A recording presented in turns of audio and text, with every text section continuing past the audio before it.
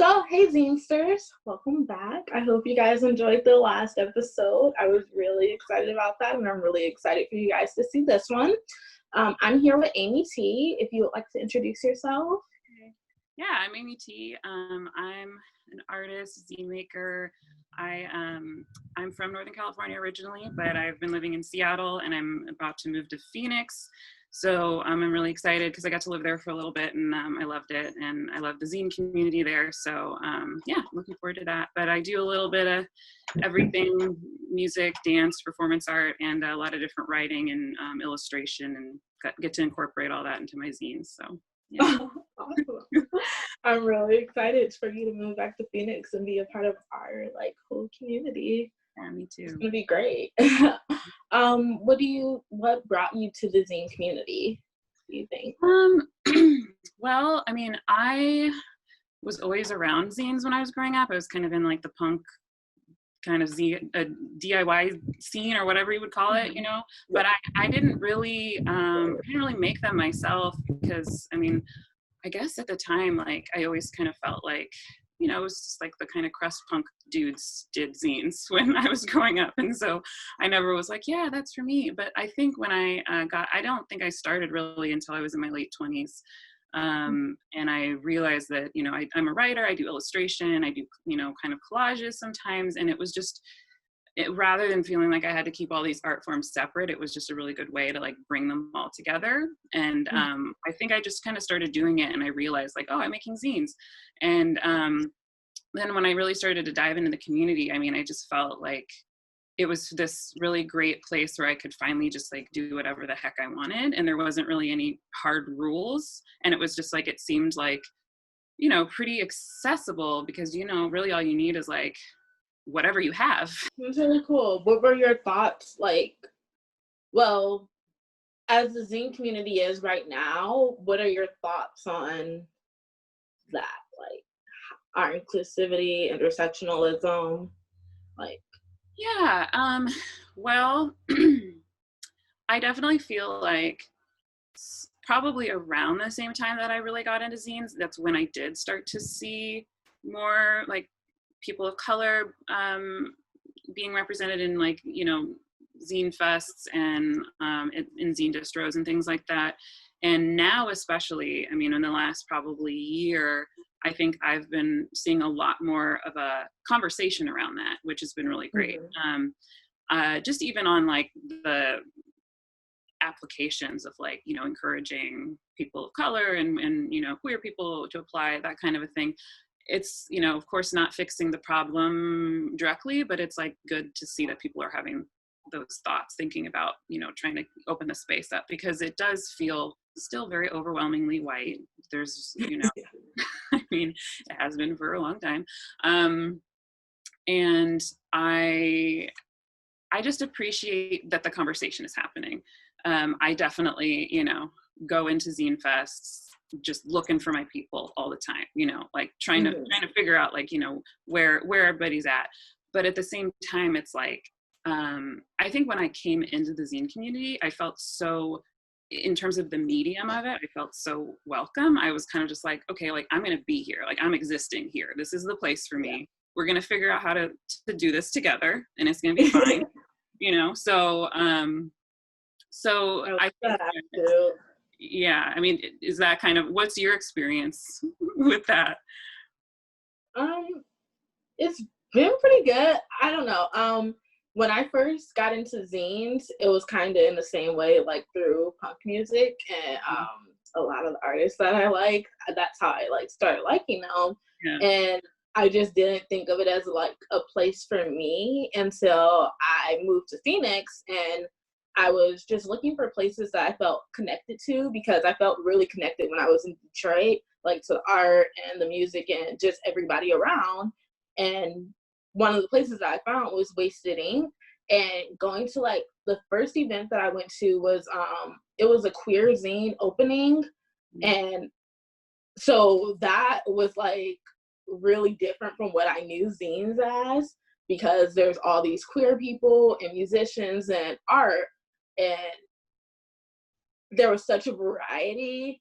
It made me more made me feel like I had more of a place there than just like as a casual observer, you know? Really.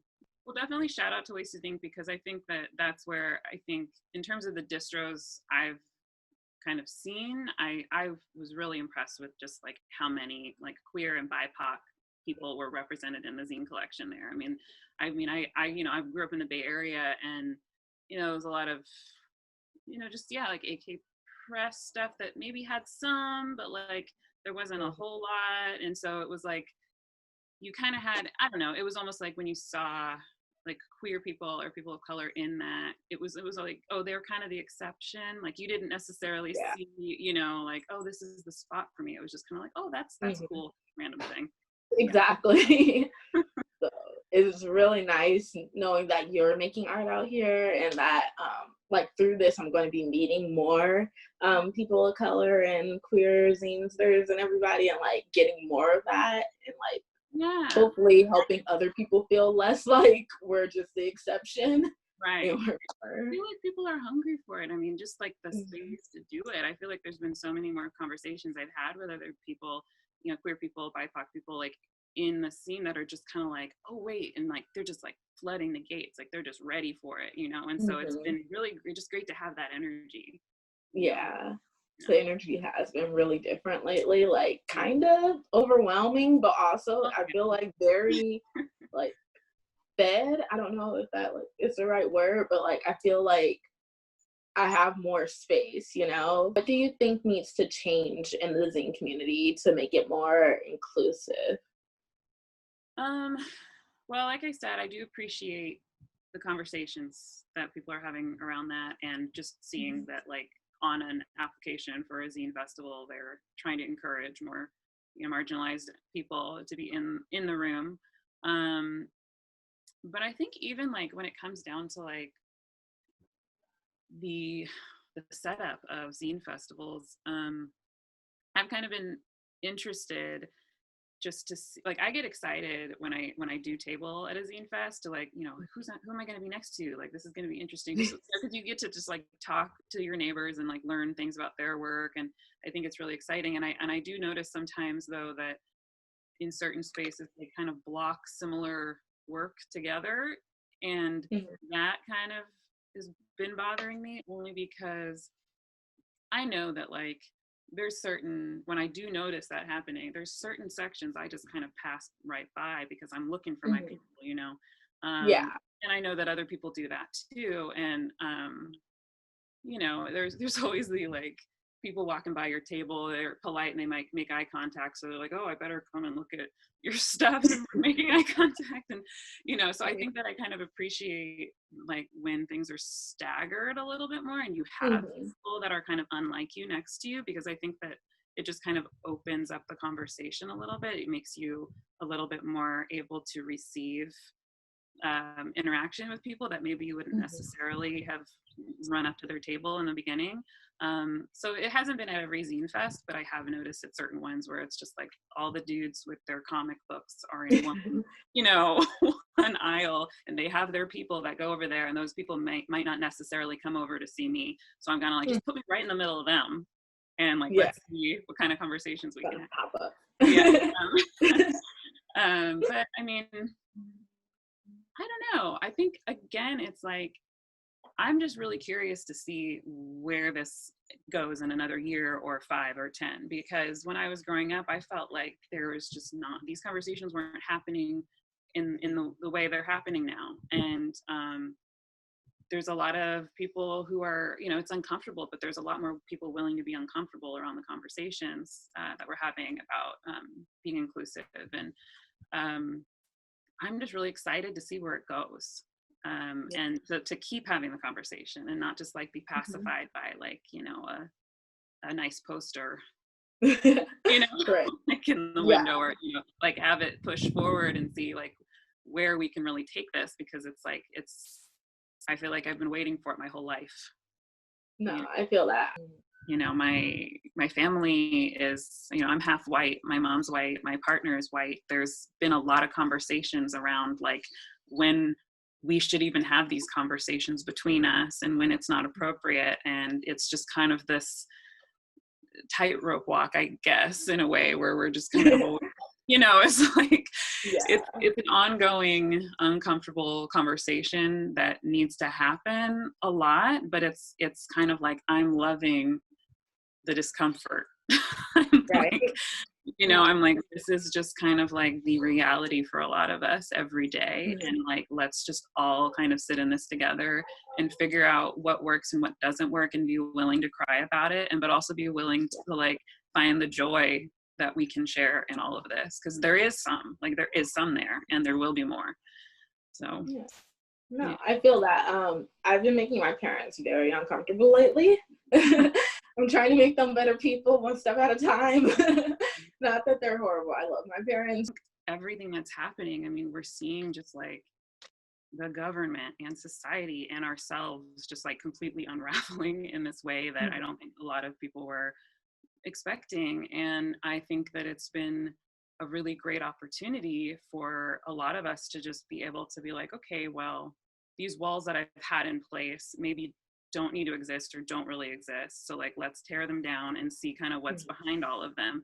And I mean, you know, in the very short period of time that, you know, since the pandemic started, it's like, I've had like a second coming out of like all these different ways. It's like I came out to my mom about my financial issues. I came out to my Black Christian Republican father about being queer. I mean, that was a whole big thing. And honestly, like, I've just been so surprised and like touched by all of these things that I've been able to reveal to my world. It's just been met with nothing but love. Sorry, we're living next to an airport.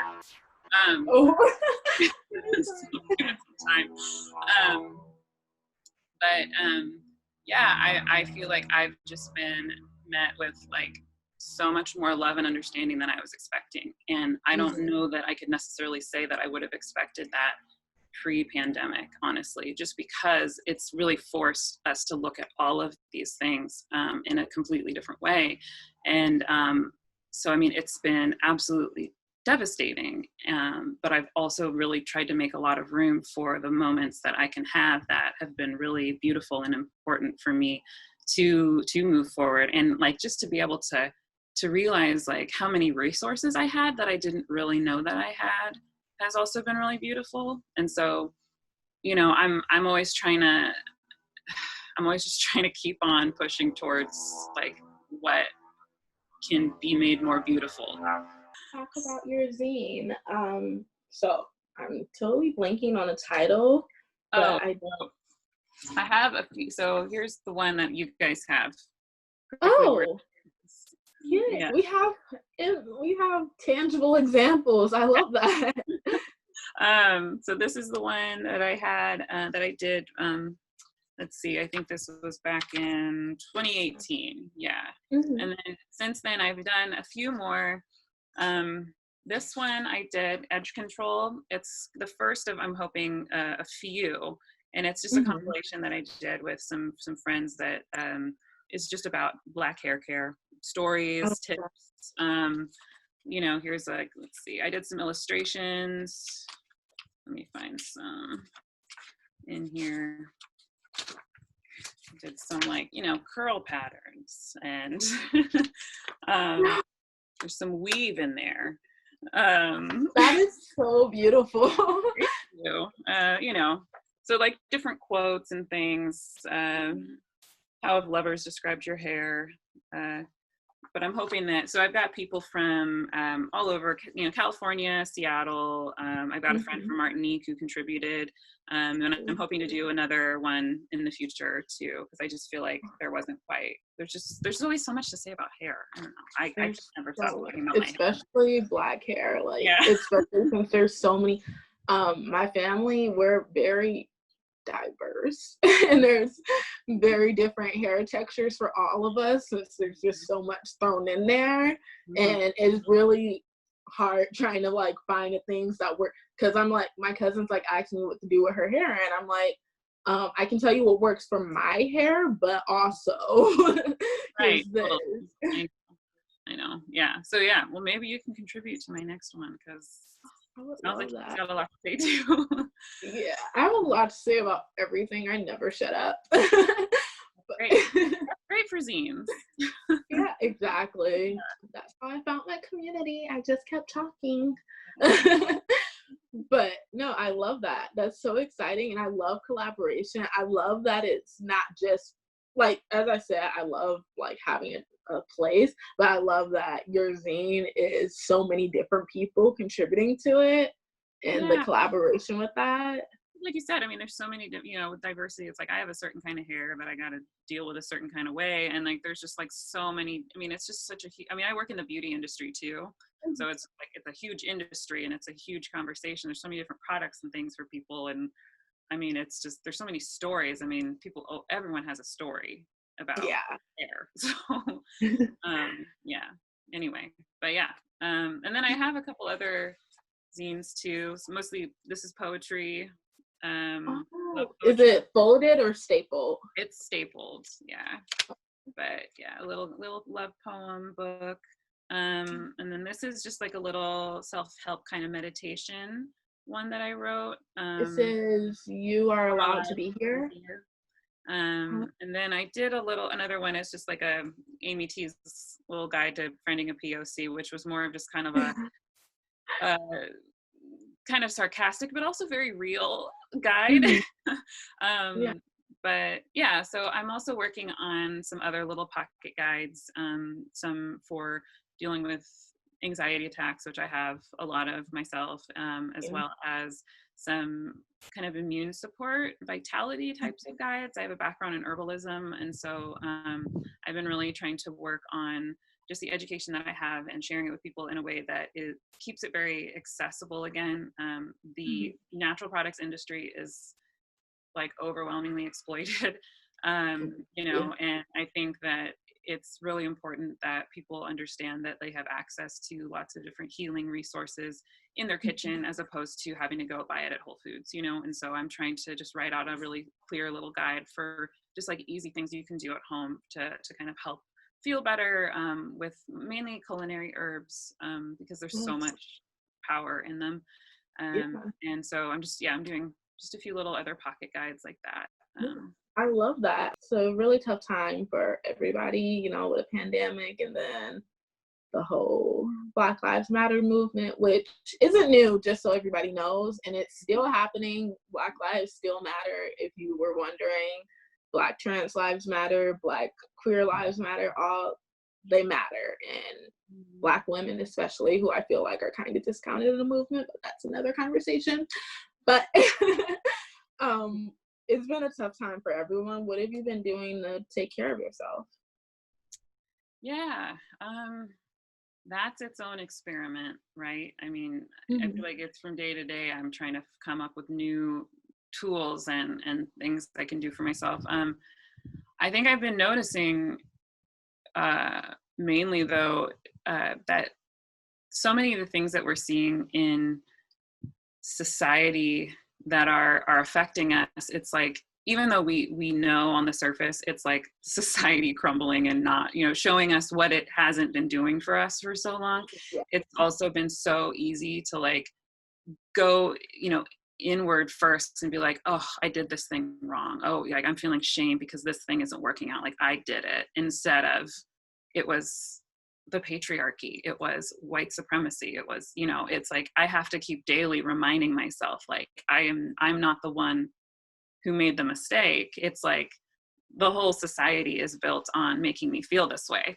So first of all, just reminding myself of that on a regular basis. And then one thing, I'm staying at my mom's house right now, and that's been actually a big part of my my self-care, is that my mom and I have a couple dogs here and I've been noticing, there's been little things. My dogs are rescues. They get kind of nervous. And I realized that like, I would talk to them a very certain way when they would get nervous. And I was just like, man, I just need to talk to myself like that. Like I need to just like, a lot of people talk about that with their inner child, talking to yourself, like, you're talking to your young self. It's, for me, it's like, just like talk to myself like I would my dogs, because that's just me like being the ultimate caretaker, and like, you know, knowing that everything's going to be okay, and knowing how to make everything okay. Yeah. Thank you so much for being here and sharing your time with us. Of course. It was Thank delightful. I love speaking with you. I hope that we get to spend some more time speaking when you get to Phoenix. Yeah, for sure. I would love to. Mm-hmm. Yeah, awesome. So nice to meet you. It was so nice meeting you. Like, really, I really enjoyed this talk and hearing what you had to say. It was very informative. Like, I always am like, my heart is so full, but like, it really feels like it. This has been great. Yeah. Cool.